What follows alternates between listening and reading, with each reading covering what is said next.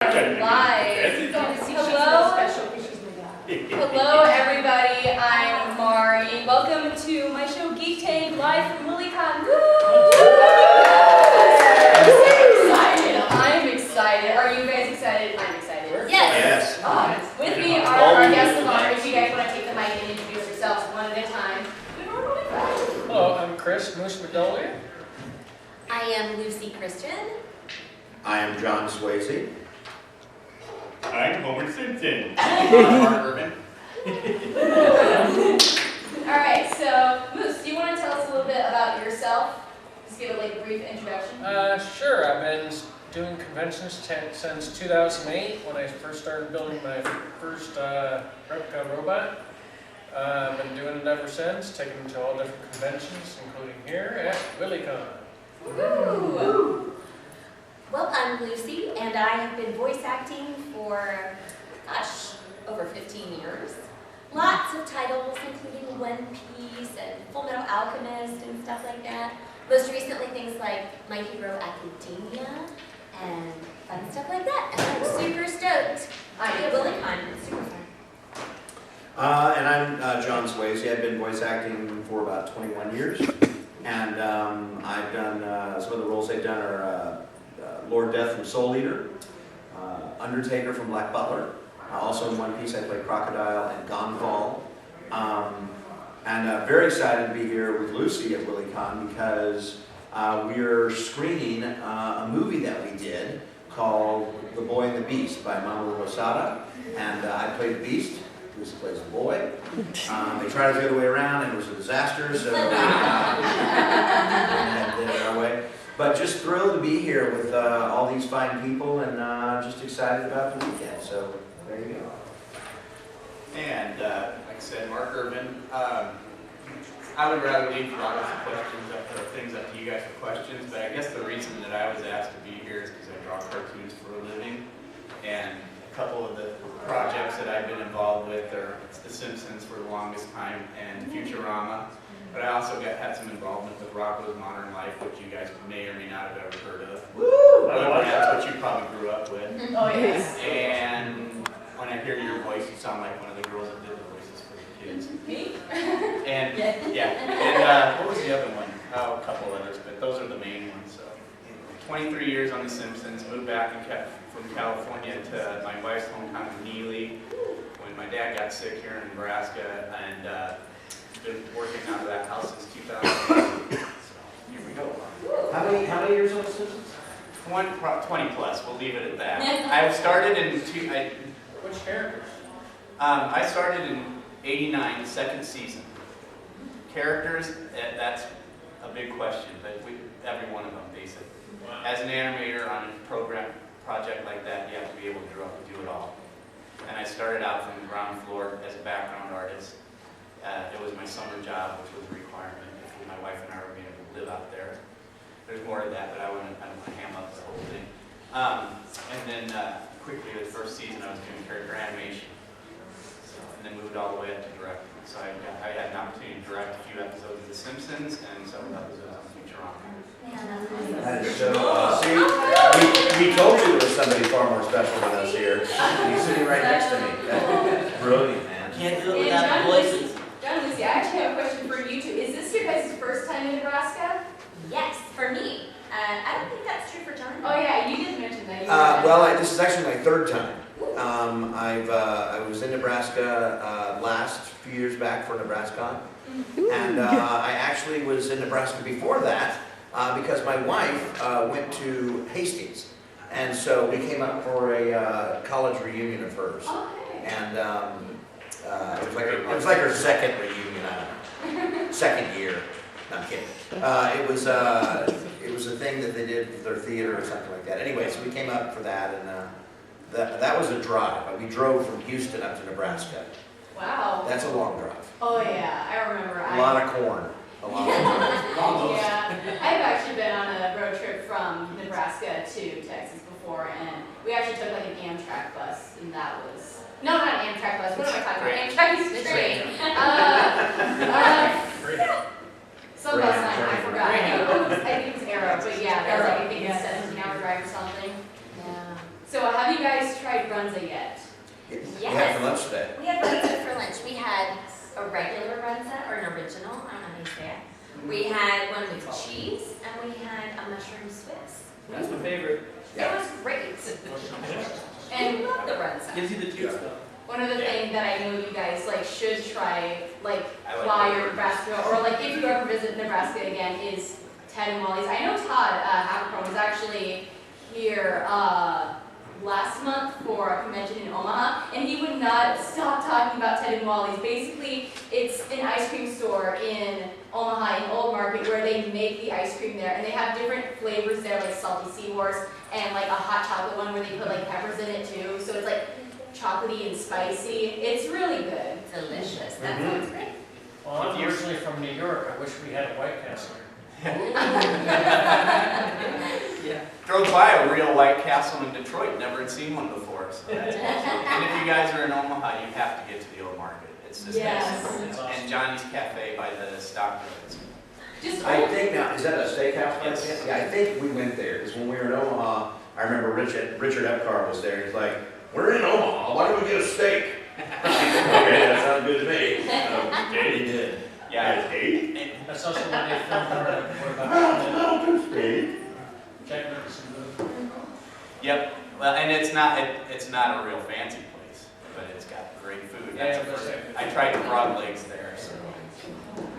Oh, yeah, we went to, when we landed, came through, landed in Sioux City, and we went to Milwaukee. Milwaukee's Wiener House, better known as Dick Diner. That's what we were told, anyway. So, and I gotta tell you, man, it was really cool. The owner, came over and just talked to us, and we just sat there and talked to him, and it was kind of one of those things okay, great, thanks, man. Okay, you're not leaving our table. All right, well, we'll continue to talk with you. But it was and then he just goes, you really ought to try the chili. All right. So he just kept bringing it. Then they wanted pie. And I was like, all right, It was try it. awesome. It was fantastic, and they had really good beer. So two of my favorite passions, good beer and awesome hot dogs. And they gave us the little key rings. And they gave us catering, yeah. That are sort of circa, the 50s or something. They're super cool looking. It's really nice. I'd show you a picture, but it's radio. So. yeah. Well, we do have a camera set up there, but it's a bit far away. Hi. Okay, so question for kind of all of you guys. Is there any big projects coming up that you are, in general, really excited about, really excited to do? Well, I run a convention as well called British Fest. One of the guests that we have coming is Terry Malloy, who plays Davros. He's actually bringing his real prosthetic mask and hand that he wore on the show. And another thing that we've got coming is a life cast of Tom Baker back when he was doing his 17th season.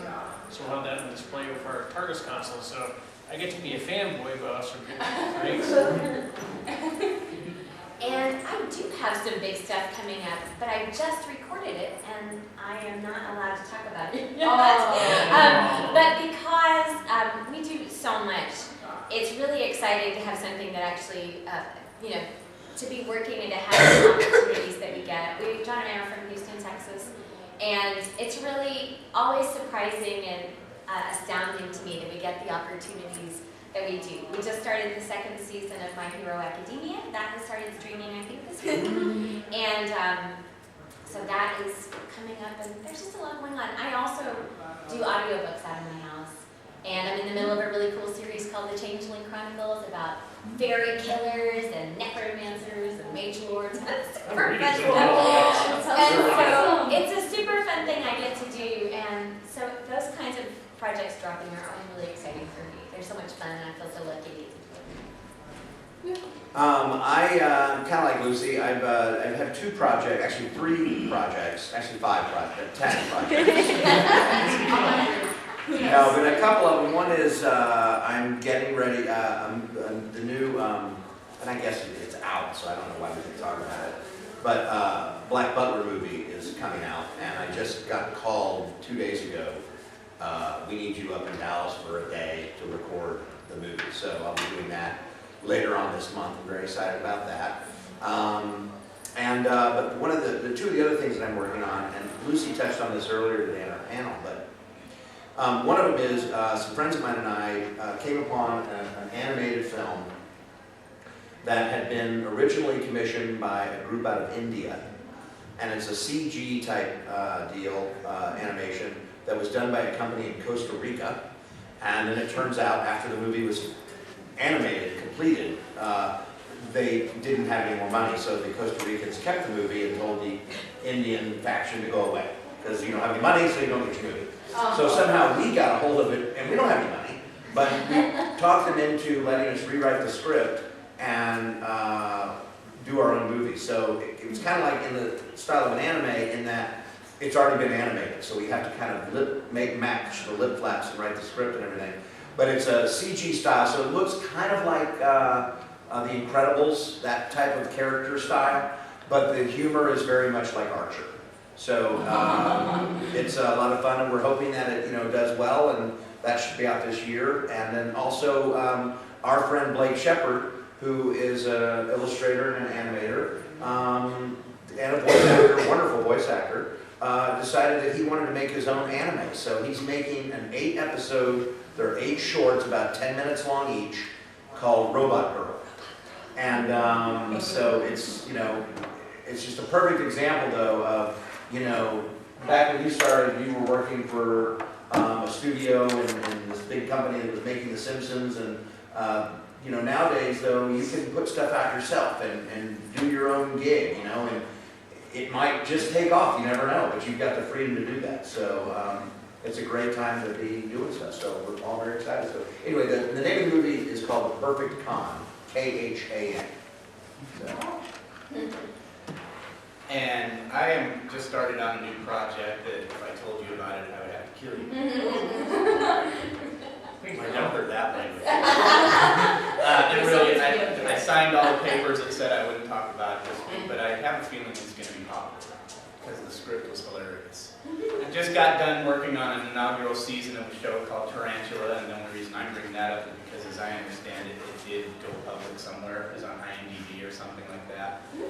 And so it is a primetime animated program. I did some storyboard work on it. We'll see how it goes. It's very different. I think, I can't think of the name of the show. The guys, if I think of it, I'll come back to it on what the other show is, because it was a popular one. I read the series, the writers from that. And beyond that, I did a little bit of work on Clash of Clans, so some goofy animated storyboards. It was neat to see those. But I've been out of the game since 2012. I was retired from The Simpsons when they wrote the latest budget up, and it didn't include guys from the in-house, which was fine because I was pretty burnt out. And now I can look at it as a fan again, and I got to enjoy it during my kids' older years when they really started enjoying it.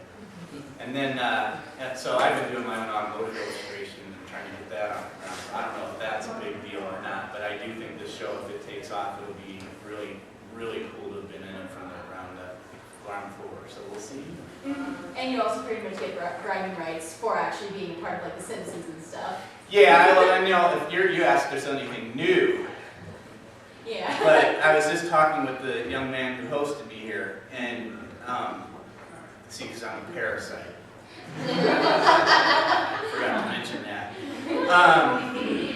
About how weird it is, because the guy that is putting this together, he just telling me how he took it over.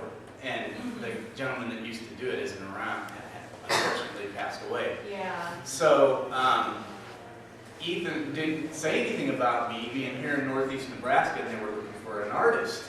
It's like, oh, he was panicking. Well, Ethan goes, well, I don't know if it's anything, but my friend's dad used to draw for The Simpsons.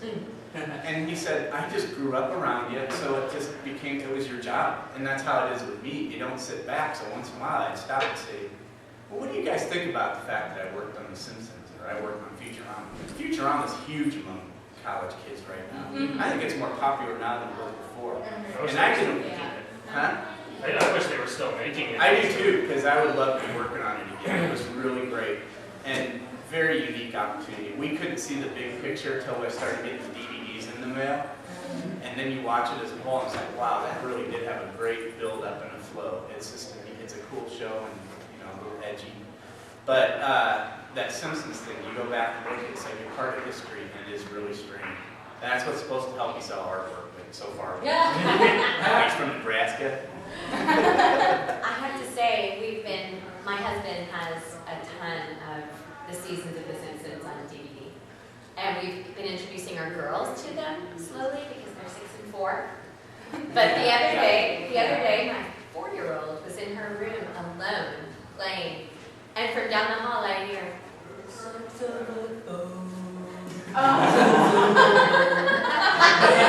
was like, that's winning. I mean, that's parental winning, right? There's a lot of other things she could have been saying. She could have. You know, I got to tell you, of course, I grew up. When did it premiere? 87. 87. So I just got out of college in 87. So I was, watching The Simpsons, and I was in my early 20s, and just an actor, and I was just, this is the most brilliant thing I've ever seen in my life, and it just, for years and years, I watched it. And I remember even like up until like 96, and my soon-to-be wife, she was like, really? And I'm like, this is genius. I mean, this is brilliant, and I said, but the other thing is if you watch every episode, unlike, Seth MacFarlane stuff that is just gratuitous. And it's funny, I mean, I like it, but it's just, The Simpsons, if you watch them, there's actually a message there. There is purpose in the writing, and it has a happy ending, and it has a lesson to be learned. And amidst all the hilarity and silliness at the very end, it's Homer loves his kids, and you know what I mean? Yep. It's not that, chop a head off and the character's back the next minute. It's like Family Guy or something. But it's just and I think Family Guy is genius in its own way. But the Simpsons, just to me, always had a special, just very special place. Yeah, it has art. For sure. And so current, like quick. Yeah. I feel like it's really quick. There was something I heard, I'm not going to get all political here, but South Park does this, they stay current weekly. The show episodes are written a week ahead of time, and they won't do Trump stuff because the news changes so quickly. They can't even keep up with it. Yeah. Simpsons, on the other hand, apparently they predicted the election, and it was a big meme that was on the internet. Yeah. I know, I saw that, and I'm like, No, that was a promo that they did this last year. oh my gosh. After the But picture like, was taken. I remember, this is to me how cool The Simpsons is. Mhm. So, do you remember the Rush Limbaugh episode? Yes. So, well, of course you know. Fake. Yeah. There's just, I wasn't on it. okay, well, but I remember, Wait, he was on Family Guy. Was he on The Simpsons? I think they made fun of him one of the years I was well, on. I know I could have sworn it was, maybe it was, No, it's okay. Was he? There's just one, they're at the dinner table, and I thought it was, but anyway, the woman, they're sitting there, and Rush Limbaugh is just sitting there talking, he's like, oh my God. And it's like, she's like, I'm sorry, that was me. And it was clearly a silent part. That was Family Guy. I'm sorry. Not a Well, problem. given our profession, the other day, hand to God, I was pulling up to Target and had that episode in my head when Lisa was gonna, was in a feministic way gonna upgrade the Malibu Stacy doll. Yes, And she went in this recording studio to record the new words, empowering words that Malibu Stacy's gonna say. She doesn't know. And then Krusty comes in and does his hey, right from the professional kid. Yeah, there you go. And then they come in and he leaves like, okay, Krusty, we're ready to record. He's already on the board. Insider. He's out. He's just like, nah, I'm done. Insider joke on that one because that was one of the shows I got to work on. I was one of my assistant directors for one of the most brilliant directors on the show. But that's about what it's like at the record studios when you go in for their table reads. They come in, they do a bunch for the show the week before, and it's just like Krusty. So they're kind of making fun of your profession, but Yes. it's their profession as well. So Yeah. it's all right. And speaking of like voice acting stuff, I know you mentioned that I somehow remind you of someone who worked on the railroads. Do you think that I have what it takes to be a voice actor? everybody does it. They train themselves enough. But, Yeah, like true. Joe Carey sat in front of a mirror for 8 hours a day trying to figure out his faces and things like that. Oh, yeah. I've been doing voice goofiness since I was a kid. I can do a killer Pee Wee Herman. And I was intimidated by what it takes to do it out there. Mainly because you have to get in the SAG, and you guys can tell me all about it. And it's just, it wasn't, the guy, Mel Blanc, I'm a diehard fan, and he was just an incredible, entertainer, and so current. We talk about current. That guy knew. He made up half the jokes. He outlived the characters. And when he passed away, I was like, "There's my chance." But I didn't take it. But something like something like a Simpsons or even a Family Guy. That is such. Like Simpsons started out as a side thing on a TV show, Tracy Ullman show. So that could have. And if you look back at it, the art was not very good. And if you listen to Homer's voice, Dan's voice, it's not even remotely what it is now. It's really evolved into this more iconic thing. But that could have. I remember reading Life is Hell in like Public News, these little rags in the local newspapers, and you're like, what the hell is this? Yeah. And it's like, hey, that's the guy who did Life is Hell. And you're just like, and then it was just, everything was lined up right, and it hit it just right. And I know and I'm surprised that this didn't happen with Futurama, but, with like Family Guy, my God, that show got canceled like 5 times on Fox. And then finally, they said, well, screw it, we're going to sell it on DVD. And they sold more DVDs, and Fox was like, oh, wait a minute, no, we want you back now. And I was Futurama that happened to as well. That was crazy. Yeah, they made a joke about it on the DVDs. The very intro was basically just about good news, everybody. Good news, everyone. We've been retained. Oh, what a glorious day. When I was about the Simpsons, what he brought up, I was sitting. My room in my parents' house was paper wallpaper from the 1920s, faded roses with smoke stains, and it was pretty nasty. I was engaged. We were engaged to be married, my wife and I, and here comes the Christmas show. And when I watched it, it's like, oh my gosh, that's going to change television. So when I got out there, and the first season was my first year at CalArts studying animation. And we studied how to animate full animation. And like I said, it was out of necessity. My wife was working at a terrible place, doing the same thing she did for Nebraska, but had all the rules and restrictions on it. She wasn't able to do anything, so she wasn't feeling like she was getting anything done. Walking 6 hours or 6 miles to and from work while I borrowed our car to get to school and back, and I'm having fun at this this school. And all of a sudden, so The Simpsons, we were all watching it, everybody's talking about it. It was a buzz. The buzz grew as the season went on, or the year went on, and we're working on our films, and all of a sudden, people were whispering around the studio that they're looking for people. And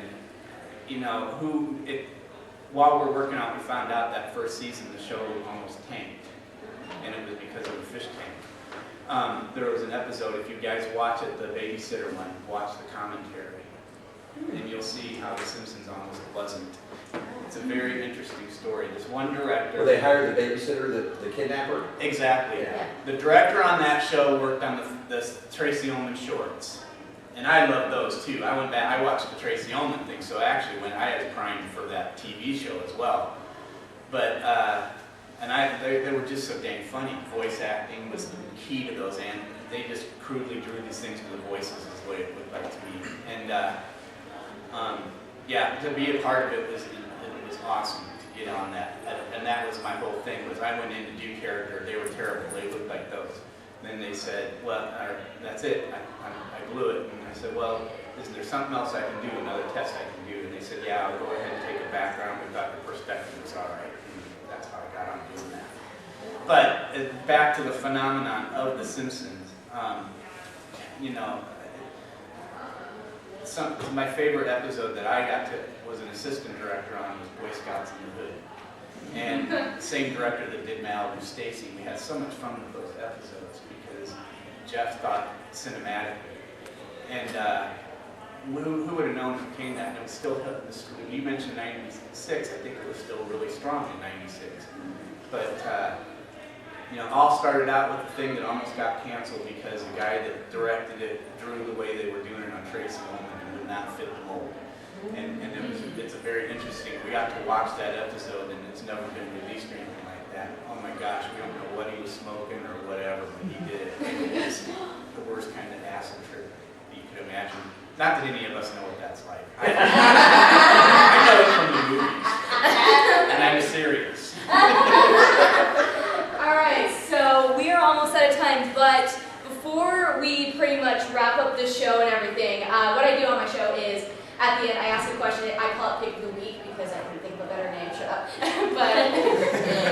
but basically, I ask you a question relating to the topic of the show. And so since this week, basically, at WillieCon, my question for all four of you is, what basically is a con incomplete without? What makes a con complete for you guys, like amazing? For me, it's the attendees. You can either pull in a lot of really nice people or a lot of riffraff, and I've learned that I've done all kinds of cons, small cons, big cons, and I enjoy both for all their different aspects. But con the size of WillieCon, a small one, I've noticed that people are a lot more genuine, a lot more happy. They're not competing against each other, they're helping one another. Somebody falls or drops something, somebody else, a stranger picks it up. And that's what I like about small conventions, and it's the people. Well, there's not a better answer than that. I mean, honestly, it's true. It wasn't until I went to conventions that I understood what this is all about. And I think I said last night in our panel, when I was young, I read books. I was a reader, and that's how I identified with brave people and magical people and all that stuff. And I lived in small town Texas, and that was the way I explored and thought about getting out and doing something different. And when I come to these conventions and I see people making these costumes and just for a little while trying on a different kind of skin and hanging out with people who are also into it, and everybody belongs. I think I'm so grateful that there are these opportunities. And we get to come and be a part of that. And that's the guest experience, it's true. We get to come and be a part of your convention. And that's just the truth. I think, for me, what makes a con complete is having me there. I'm sorry. I got to just say this real quick. I know we're running out of time. One of my favorite episodes of Bewitched was with Dick York, and he gets a spell put on him by Endora, the mother-in-law, and he's very conceited. And it was one episode where it doesn't resolve at the end. You know, everything turns out okay, and Tate McMahon wins the account and everything, but Darren's still, you know, he's still conceited, and he's sitting there, and they're all around going, well, here's to a successful day. All's well that ends well, and they're all pitching in, and then Darren finally goes, and here's to me. And I fell off the chair laughing, and I just love that episode. But no, seriously, just to reiterate what these guys said, it's absolutely it's you all. You know, if it weren't for you, I mean, I'm a big believer right now that these conventions are really what's driving the whole industry. Right now, this very weekend, there are 4 or 5 conventions going on. One up in Boston, 25,000 people. One down in Dallas, 15 to 20,000 people. I mean, this is huge, and they're all different sizes and all different feels and everything, but it really is you guys that make this very special. So, like Lucy, and I know I speak for these guys, we're honored that you all wanted to even have us. So, thank you guys. This is my very first. So, all my friends, all my coworkers were always talking about the big San Diego Con and going down there. And they made money at those things. But I never went because shortly after working, I started my family, and I'm from Nebraska. I kept myself in the same kind of box out there as I was in back here. But I was okay with that because my wife and I were newlyweds for a while. We still are, as far as that goes. I didn't even know I was an animator, to be honest with you, until I visited a school out in California and saw it. I knew there was a character in there, but I've always been a people studier. Nowadays it's considered creepy, but that's not what it is. If you are going to be successful in what I do, you have to be an observer of life. It was actually one of Walt Disney's tenets. And everybody that creates what you guys enjoy, that's what they are. And so I'm an insight. It's a privilege to be here and to do this because I've never done it before. And it's definitely the people. You guys all brought up the most important things, but when I started looking and people were talking about it, and then this game place I work for in Omaha, they were all going to these local ones. And it wasn't until then that I realized how huge the phenomenon is. And that was in 2012, guys. So I go online and I look at it. I was looking for Laura Croft things and the dedication to the costumes. My friends that were building them out in LA, I had no idea. And so it's an observation on top of an observation. I'm not looking at it as people who are just characters and all the things you mentioned about how it's a place for people to belong. It's just a really cool culture and I really enjoy it. So like they said, I'm just glad I'm part of it. I'm your guest. That's how it works. Yeah, those are all good answers. Those are basically pretty much the basic answer. Like the audience, you guys are basically what make it possible for us. Even me, I'm literally a broadcaster for like the college, and I have a very small audience, but you guys support me. A lot. Yeah. But that is all the time that we have for the show today. But before I let you guys run away, go to other panels, and have lives and everything, time for self-plugging. You can follow the radio station on Facebook at Your Music Authority or on Twitter at 919thecat. You can probably follow these guys on Twitter too. Yes. Just like look up their names. Facebook, I'm old school. Instagram and Facebook. Facebook and Facebook for Moose. You can follow me on Twitter at GeekTankMari. I don't have a photo yet because I'm totally creative and stuff. And also, if you want to just kind of keep track of what everyone is doing, I guess over WillieCon, you can use the hashtag WillieCon on like Facebook and Twitter, so that people can know and people can see all the awesome, fun things that you were experiencing. Can you plug the movie tonight at 7 o'clock at the movie theater? We're doing The Boy and the Beast. If you can come see it. Yes, if you would like to come to our movie tonight, it's so good. Hasada does such amazing work. It's just beautiful. And I'm the boy, so come and see this. This voice turned into a boy's voice. Come to us. Tonight at the Majestic at 7 o'clock. Be there. And also, do you want to plug British Fest quick? All right, I'll plug British Fest for you. You guys can go to British Fest. I'm not exactly sure what the dates are, but if you go to www.britishfest.com, you can look for yourself and see what the dates are and all the guests that are there. And pretty much, I'm assuming pretty much all the information that you would need to know before you decide to embark on this wonderful adventure. Boy. But that is all the time we have for the show. Thank you everyone for